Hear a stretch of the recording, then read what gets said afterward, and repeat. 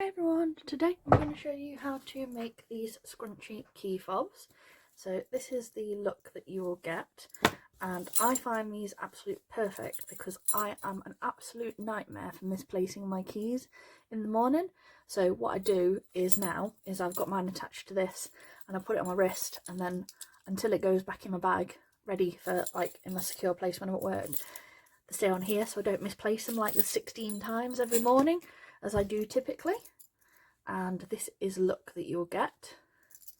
And what you'll need is you will actually need one of these, they are called a steel clamped flat nose pliers, and they come with iron key clasps, which are these, and they have the keyring loop on them as well.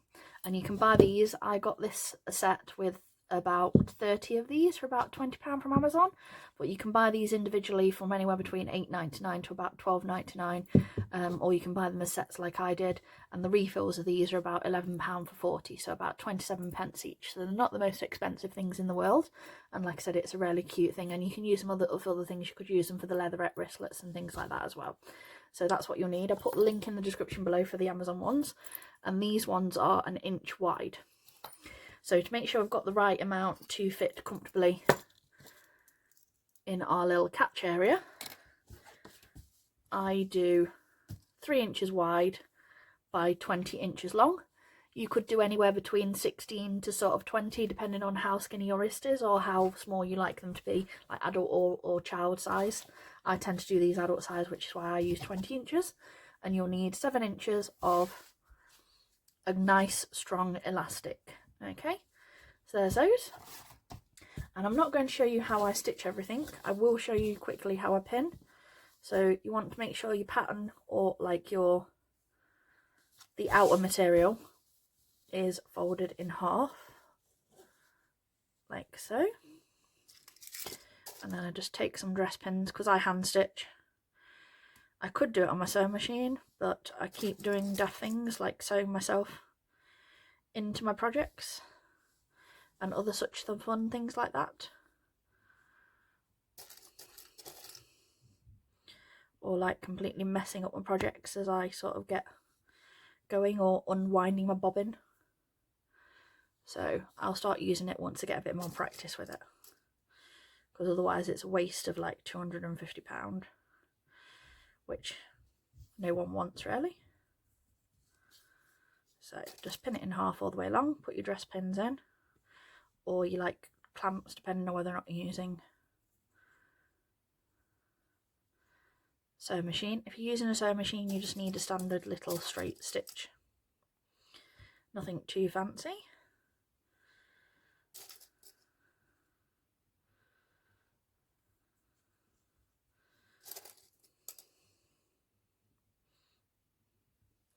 Get rid of that one. I always get rid of any of my blunt dress pins. There's no point in ruining fabrics when they're not very expensive to replace. So there you go, that's how you pin it, just like this. And then the stitch that we use if you are hand sewing is the back stitch. So this is what it looks like, and what you want to do is you start from above and you do a stitch like this. And what I do to keep my stitches even is I mark out 1 inch on my nail, well, centimetre like this on my nail. So from above down, and then I come back up from this one. Okay, and you'll get a stitch, and then you've got this one coming back out. So from where that one started, move your thumb so you've got your from that join there, and bring that back up. And there you go. And then you repeat, move your guide from where it starts, and you come back up where your guide is, move where your start point was, come back up from beneath where your guide is,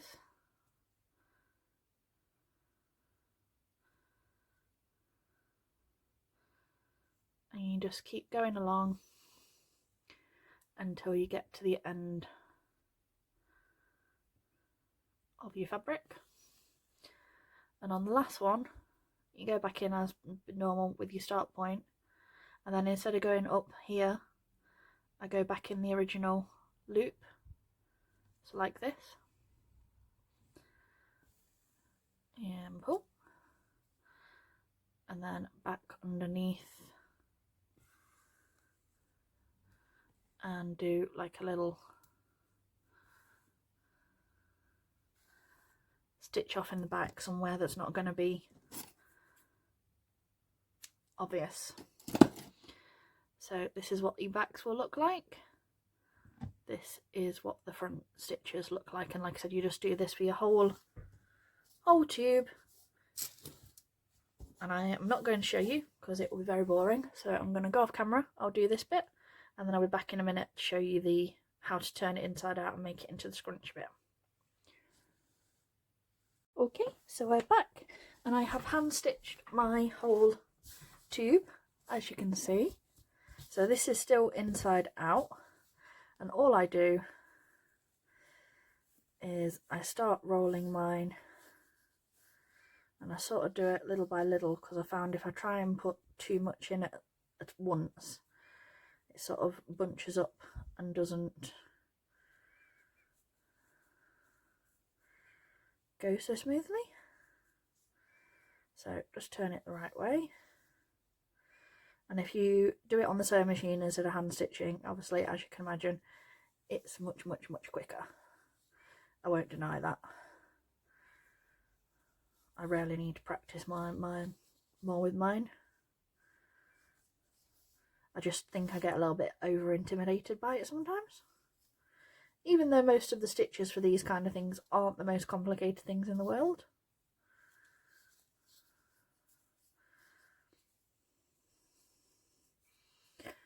Unfortunately, sometimes we get stuck in our own little brains, don't we?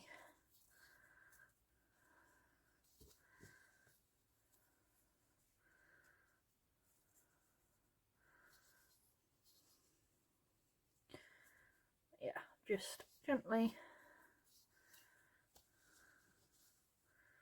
pull that through so it's the right way round.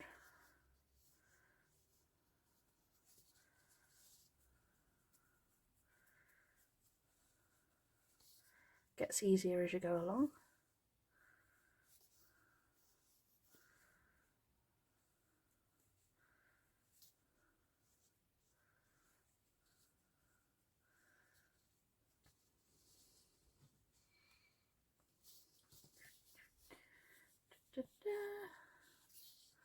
Let me know in the comments below what tutorials you want to see next from me. Or join my Facebook group and you can give me suggestions on a regular basis. All the information's in my description box, along with the measurements and like the links to purchase the clamp and everything from Amazon are all in the description box for you. Very thorough normally. Mainly because sometimes I think I talk too fast and you probably miss some of the information that I give you. So, there we go. Got our nice little tube all ready to go. And then I've got a couple of safety pins and our piece of elastic. And I'm going to do one side. So, I want to take this one. We want it going down. So, where the join is, because we want this flat and we want this side inside when we do our clamping. I'm going to take my safety pin and attach that this side, and then I'm going to take my other safety pin, and this is to thread it through the, and I will say this, always do enough that you're not going to, like, it's not going to come loose at any point. And what you want to do is take this and we're going to go inside, and using your safety pin, you just bring it along.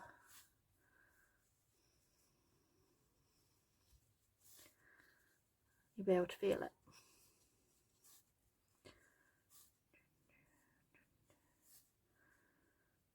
along to yourself. Obviously when you're doing this, obviously I've used black thread so you can see it in places, some places. If I was doing it for selling purposes, I would have used red thread. But unfortunately I've only got black and white on hand. So, there we go. So that's now through. We want this on the inside. So make sure it's nice and flat against here. We want to get this side. So keep that held. I'm going to unclip this side and bring that up. I'm going to roll it so both of these are flat. So you want that flat against the seam that side, and you want your elastic the other side flat against the seam this side. And then I'm going to pull them up a little bit like this so they're up out the way.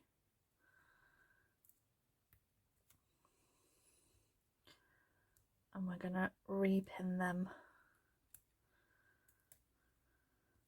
up here. Then again, get your tubes nice and flat with your seams completely inside. Get your elastic centered, so this is about 1/2 inch wide, so you want it in the middle there. Okay, and I'm going to take 2 of my handy little clips that I use as like my extra hands when I'm sewing my ribbon bows and things. I'm just going to put this here, and this will just make sewing easier. And we're just going to sew along here, or like I said, you could take it through the sewing machine, just do a straight stitch straight across a couple of times, or you can do it this way, whichever's easiest for you, depending on how you're making it. I'll just do exactly the same stitch as I did for the whole tube. We're just going to do back stitching all the way along. The only thing is you want a couple of stitches to 100% go through your elastic, this elastic, because you don't want that to pop down into your scrunch bit. That would completely defeat the purpose of the whole thing. But we need it nice and flat so it sits nicely in our keychain clasp.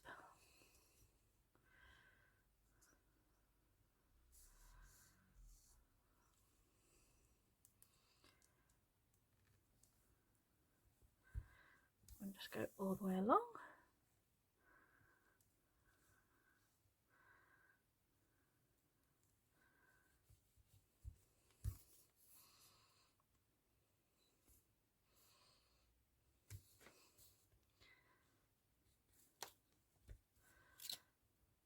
I like to pull it nice and tight so it's nice and secure in there as well.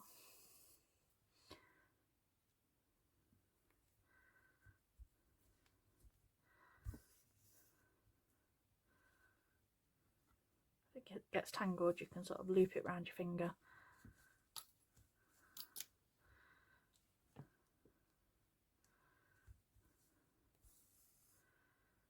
Same the other side. Just use that as a guide to bring it.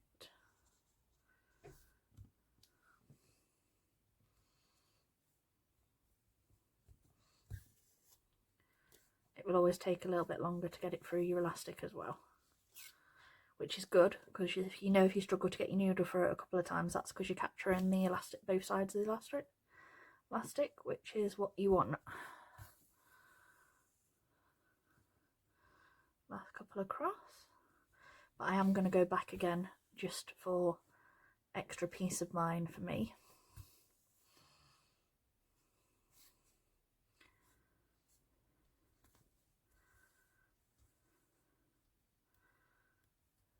Okay.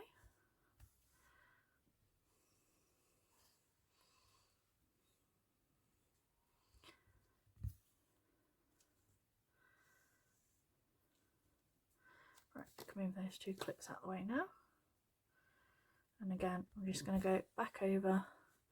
Like I said, sewing machine, take 2 seconds.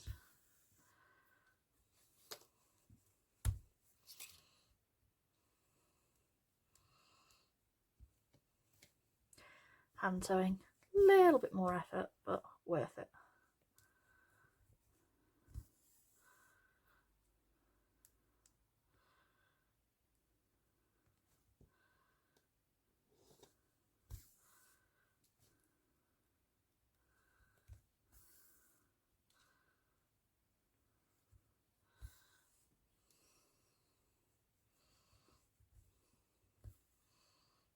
Okay, and then we're going to just do a couple of stitches off.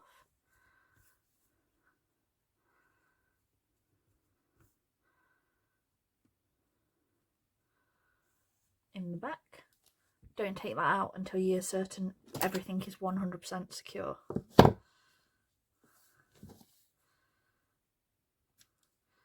you go. Get rid of the excess there. Then you can take your safety pin out. And what I like to do is I'm just going to trim that up to the edge of your material, and then I just take a lighter and I just give the elastic bits a little bit of a seal. But as you can see, it's nice and flat. Your seam is all in the inside, so you can't see any of the stitching if you've hand stitched, and like I said, it's in the inner bit there. Okay, now with these, the key rings come as standard attached to them, so to actually put them in your clasp to make it easier, I always take the key ring off. Okay, just move everything out of the way so we can show you properly.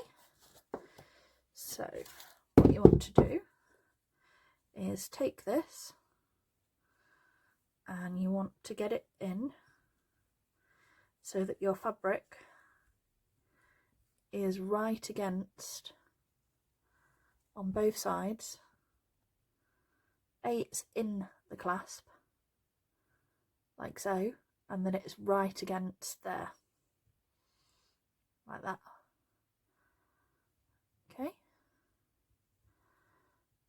so I'm just going to hold that with my fingers, and what I like to do is I like to put it so that the back of the ring is in that like loop bit of here, so that circle. So there you go, and you're not going to be pinching your fingers, so keep your fingers careful, and then you can squish that down nice and tight like so. And as you can see from that, your fabric's mainly in the side. That one's a little bit out, but you can take a pair of scissors or any object like this and you can just give them a little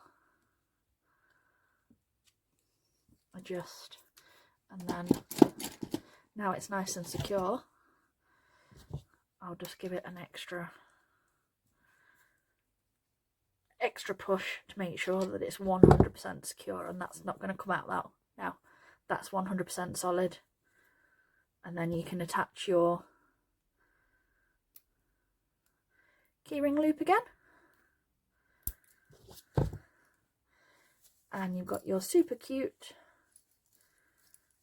scrunchy key fob that you can attach your keys to.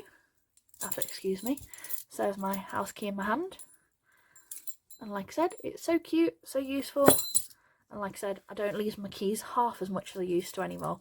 Thanks for watching everyone, bye!